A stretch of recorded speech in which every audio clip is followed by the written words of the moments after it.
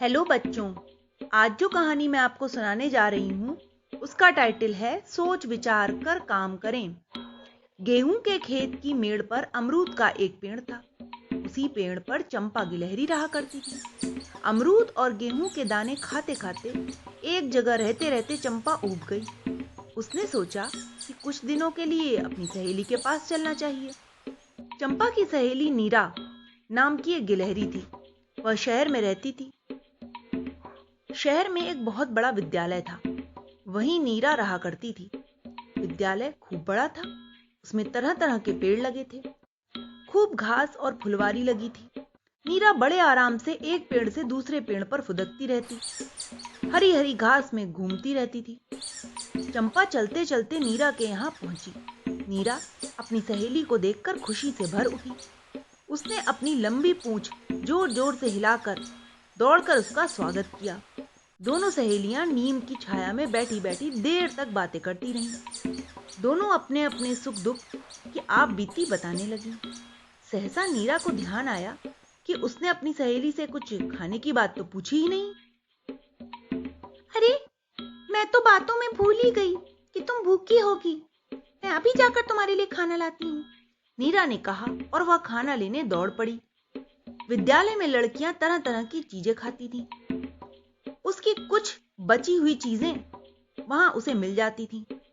नीरा दौड़कर गई और वहां से कचौड़ी, मूंगफली आदि चीजें उठा लाई। चंपा ने बड़ा स्वाद लेकर उन्हें खाया। बड़े दिनों के बाद उसे ऐसा भोजन मिला था। वह प्रतिदिन फल और गेहूं ही खाया करती थी। तुम्हारे यहाँ का भोजन तो बड़ा स्वादिष्ट है, उसने मन में सोचा। चलो कैंटीन में चलते हैं, वहां तरह तरह की चीजें और भी हैं, उन्हें खाकर तुम्हें बहुत खुशी होगी, नीरा बोली। दोनों सहेलियां एक खिड़की के रास्ते से कैंटीन में जा पहुंची। तरह तरह की चीजों से कैंटीन महक रहा था। तुम क्या खाना पसंद करोगी, नीरा ने पूछा। एक बर्तन में बड़ी अच्छी खुशबू आ रही थी। इसमें क्या है, चंपा ने पूछा। आलू छोले, नीरा ने जवाब दिया। दोनों सहेलियों ने भर पेट आलू छोले खाए। तभी सहसा मालिक के आने की आवाज आई। दोनों वहां से तेजी से भाग पड़ी। अब तुम क्या पियोगी, चाय या शरबत, नीरा ने पूछा। ओहो, मेरा तो पेट भर गया। इस समय मुझे खाली पानी ही चाहिए। एक गड्ढे में पानी भरा था। दोनों ने पी लिया। चलो मैं तुम्हें विद्यालय में घुमाती हूँ, नीरा ने कहा। नीरा और चंपा दोनों हरी हरी मखमल सी घास पर बहुत देर तक घूमती रहीं। वहां के सुंदर वातावरण ने चंपा के रास्ते की सारी थकान दूर कर दी थी। चंपा नीरा के यहाँ कई दिनों तक रही। खूब खुली जगह, चारों ओर हरियाली और पेड़, खाने को अनेकों तरह की चीजें। चंपा को यह सब बड़ा अच्छा लगा। नीरा बोली, चंपा तुम घर जाकर क्या करोगी? अब तुम हमेशा मेरे साथ ही रहो। नहीं बहन, मैं 2-4 दिन में वापस चली जाऊंगी। मित्र के यहाँ हमेशा रहने से स्नेह बढ़ता नहीं घटता ही है, चंपा गंभीर होते हुए बोली। संभव है तुम्हारी बात ही सच हो, नीरा कहने लगी। इसके बाद दोनों सहेलियां घूमने निकल गईं। घूमते घूमते वे एक तालाब के किनारे जा पहुंची।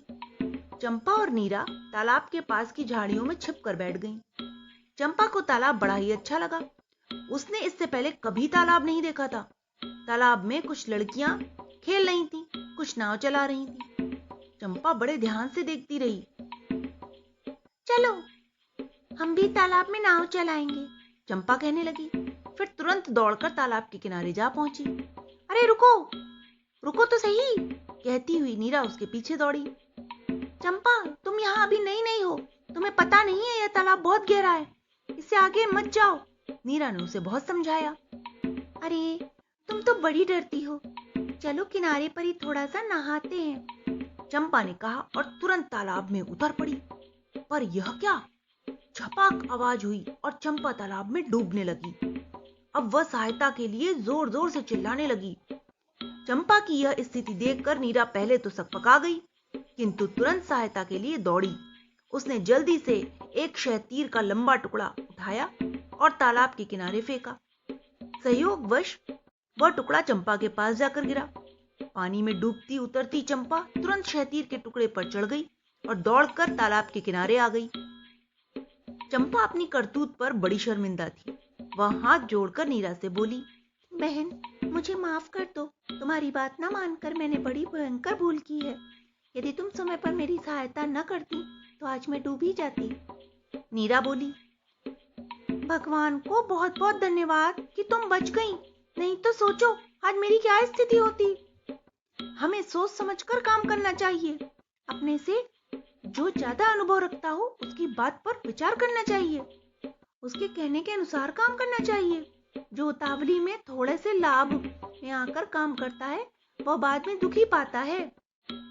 तुम ठीक कहती हो बहन, हमें अपनी ही बात नहीं लगानी चाहिए, दूसरों की बात पर भी ध्यान देना चाहिए। चंपा गिलहरी बोली। चंपा ने उस दिन प्रतिज्ञा की कि अब वह मनमानी नहीं करेगी, सोच विचार कर ही काम करेगी। उसकी इस प्रतिज्ञा से नीरा बहुत प्रसन्न हुई। उसने अपना हाथ चंपा से मिलाया और बोली, अपने वचन को ध्यान रखना। 3-4 दिन बाद नीरा ने चंपा को बहुत सारे उपहार देकर विदा किया। तो बच्चों, इस कहानी से हमें यही सीख मिलती है कि हमें कोई भी काम सोच समझ कर ही करना चाहिए। Okay, bye.